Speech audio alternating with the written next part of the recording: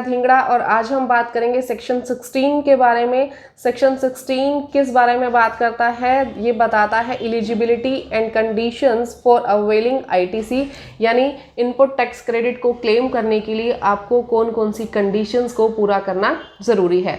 सबसे पहले हम बात करेंगे सेक्शन 16 सबसेक्शन 1 की।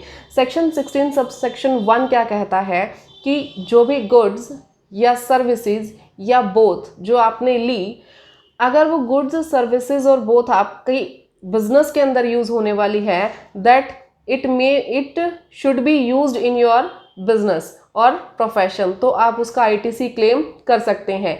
इसके अंदर गाइस जो वर्ड यूज हुआ है वो ये हुआ है दैट द गुड्स सर्विसेज और बोथ आर यूज्ड और इंटेंडेड टू बी यूज्ड। अगर आप उसमें ये वर्ड प्रॉपर पढ़ेंगे, जो लाइन प्रॉपर पढ़ेंगे, उसमें क्या लिखा हुआ है that the goods or services or both are used or intended to be used। intended to be used मतलब कि आपने फिलहाल उन गुड्स को यूज़ नहीं किया बिजनेस के अंदर, आपकी इंटेंशन है कि आप उन गुड्स को अपने बिजनेस के अंदर इन फ्यूचर यूज़ करेंगे।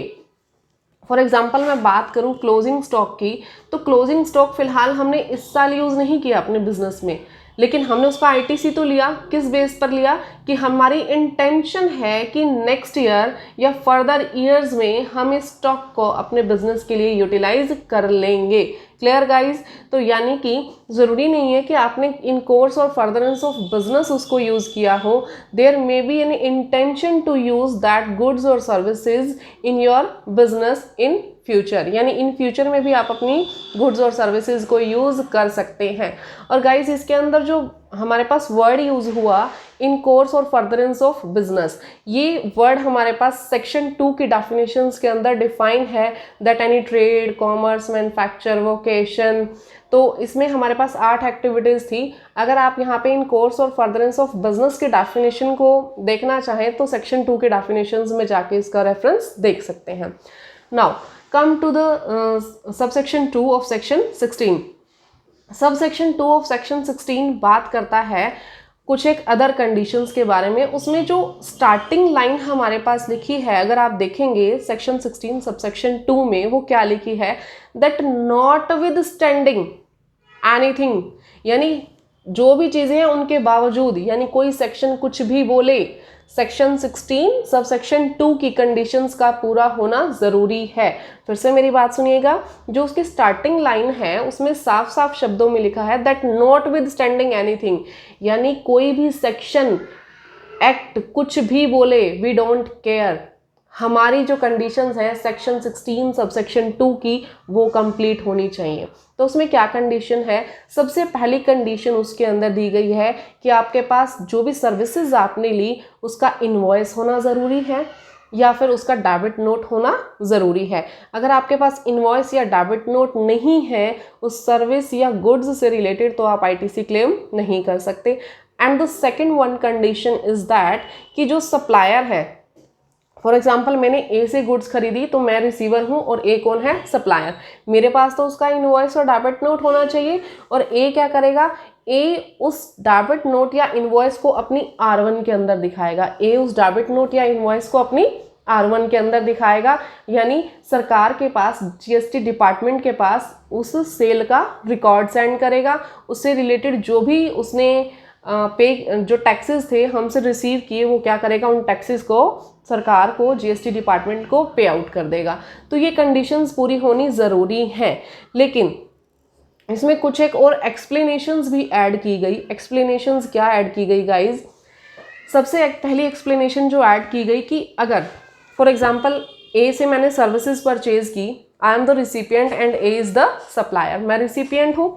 तो जब मैंने ए से सर्विसेज परचेज की, उसके ऊपर फॉरवर्ड चार्ज नहीं था, उसके ऊपर क्या था? रिवर्स चार्ज था। उसके ऊपर क्या था? Reverse charge. तो रिवर्स चार्ज के केस में एलिजिबल कौन है टैक्स पे करने के लिए? एलिजिबल मैं हूँ। तो हो सकता है कि मैं डायरेक्टली भी सरकार को टैक्स पे कर दूँ। तो इसके अंदर रिस्पॉन्सिबिलिटी सप्लायर की नहीं रहेगी, रिस्पॉन्सिबिलिटी किसकी रहेगी? मेरी। Clear everyone? तो इसमें हमारे पास एक कंडीशन है and the condition is that कि जो भी रिसिपिएंट है, मैं सबसे पहले कंडीशन जो लेना चाहूँगी, जैसे हम फॉरवर्डिंग चार्जेस की बात करेंगे, इसमें सबसे पहले ए ने मुझे गुड्स बेची, ठीक है, मैंने गुड्स रिसीव की, रिसीव करने के बाद फॉरवर्ड चार्ज था, उसने क्या किया, टैक्स डिपॉजिट करवा दिया ए ने गवर्नमेंट को, उसने टैक्स डिपॉजिट कर दिया। लेकिन मैंने 180 डेज़ के अंदर ए को पेमेंट नहीं की। मैंने 180 डेज़ में जो बिल की पेमेंट थी वो ए को नहीं की, लेकिन आईटीसी मैंने क्या कर लिया, आईटीसी मैंने क्लेम कर लिया, इनपुट टैक्स क्रेडिट मैंने ले लिया, क्योंकि उसने तो पेमेंट कर दी थी टैक्स की गवर्नमेंट को, उसने पेमेंट कर दी, मेरे जो आईटीसी मेरे उसमें 2A के अंदर रिफ्लेक्ट कर गया, 2B में आईटीसी, और मैंने उसको क्लेम कर लिया। लेकिन उस बिल की पेमेंट मैंने ए को 180 डेज़ के अंदर नहीं की। अब इस केस में क्या होगा, आफ्टर 180 डेज़ मैं इनएलिजिबल हो जाऊंगी उस आईटीसी के लिए। जो भी मैंने आईटीसी क्लेम किए थे, मुझे उन आईटीसीज को क्या करना पड़ेगा, रिवर्स करना पड़ेगा, मुझे आईटीसी को रिवर्स करना पड़ेगा। और उस आईटीसी को रिवर्स करने के बाद सिर्फ आईटीसी रिवर्स करने से काम नहीं चलेगा। एज पर सेक्शन 50 सबसेक्शन 1 आपको 18% इंटरेस्ट भी देना पड़ेगा जीएसटी डिपार्टमेंट को। 18% इंटरेस्ट कब से, जब आपने वो आईटीसी लिए थे और जब तक आपने वो आईटीसी यूटिलाइज किए। हाँ, इसके अंदर एक चीज़ का आप और ध्यान रखिएगा, अगर कल को जो रिसीवर है यानी कि मैंने जब भी वो पेमेंट ए को दी, जब भी मैंने वो पेमेंट ए को दी, तो मैं एलिजिबल हो जाऊंगी वापस से अपने आईटीसी लेने के लिए। Clear guys. अब इसके अंदर मैं सिचुएशन को थोड़ा अलग सिनेरियो से आप लोगों को दिखाना चाहूँगी। मैंने क्या किया इसमें, अभी मैंने फॉरवर्डिंग चार्जेस की बात की, यानी कि जो ए था, ए ने टैक्स डिपॉजिट करवाना था गवर्नमेंट को। अब मैं इसमें जो दूसरी कंडीशन ले रही हूँ, उस कंडीशन में ए गवर्नमेंट को जो है जीएसटी नहीं देगा, मैं गवर्नमेंट को खुद से जीएसटी दूंगी रिवर्स चार्ज के केस में। रिवर्स चार्ज है, मैंने उससे गुड्स परचेज की, ए को नहीं देना, रिवर्स चार्ज मैंने पे करना है, तो मैंने गवर्नमेंट को डायरेक्टली पे कर दिया रिवर्स चार्ज इन कैश। तो जब मैंने उसको रिवर्स चार्ज पे किया गवर्नमेंट को, और उसके आईटीसी मैंने क्या किए, क्लेम कर लिए। अब जब मैंने उसके आईटीसी क्लेम किए, तो उसके बाद 180 डेज़ में मैंने ए को पेमेंट नहीं की। तो इस चीज़ का ध्यान रखिएगा, जब रिवर्स चार्ज की एप्लीकेबिलिटी है, मैंने खुद गवर्नमेंट को टैक्स पे किए, तो इसमें वो 180 डेज़ वाला जो भी सिनेरियो था इसके अंदर लाई नहीं करेगा, यानी मैंने उसे पेमेंट दी या नहीं दी, मुझे अपने आईटीसी रिवर्स करने की ज़रूरत नहीं है। इसमें रिवर्सल वाला ऑप्शन नहीं काम करेगा।